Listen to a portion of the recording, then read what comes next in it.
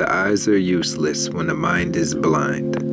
You've been programmed to never see what's right in front of you. It's like a filter's been put over your sight. The inability to stand over what's been hidden. Gaslit by your inner circle, made to feel like you're the one that's crazy. But their eyes are wide shut. You see, his story was never meant to tell you the facts. That's why it's his story. So they made up this illusion. One with tragedy, triumph, heroes and villains, moon landings and drug wars. All to cover up our past. One that was completely obliterated. Greatness you couldn't even put into words. All gone, melted, disintegrated, and forcibly forgotten about.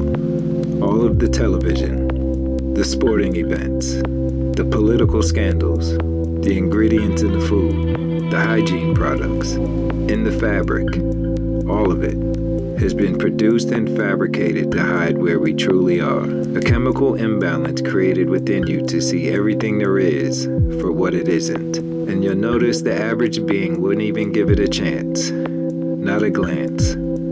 Just that fluoride stare. One that'll try to make you question your inner sun. The fall of an electric culture. They fried the motherboard. The one you call Earth.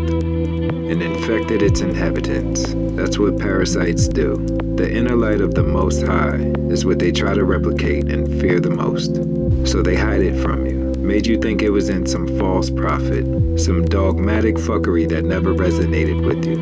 And when you start seeing through it, you realize the veil was never just on information. It was on perception. You were just trained to look past what mattered, to keep your eyes moving, never lingering. Never letting patterns form, because patterns expose breaks. You start noticing how everything pulls your attention outward, always consuming and never observing. So if you slow down, it starts leaking. And if you stand still long enough, it starts showing seams. That's why discipline matters. Not belief, nor theories.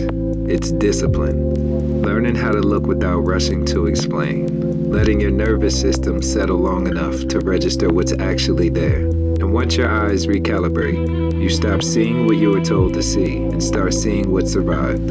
It's like putting the glasses on for the first time. Nothing new appears. The world doesn't change, but the overlay disappears. And not everyone gets to wear those glasses. You had to be chosen to put them on. What was always there finally comes into focus, and you realize you weren't blind before. You were just filtered. Imagine if you knew your lineage.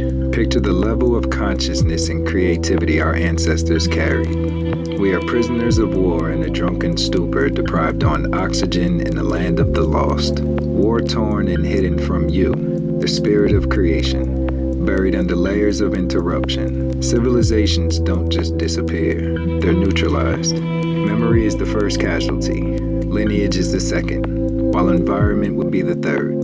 What you inherited isn't culture, it was devastation, fragments, broken symbols, stories stripped of spirit, and returned to you as entertainment. That's why nothing connects, why history feels flat, why creativity feels blocked instead of effortless.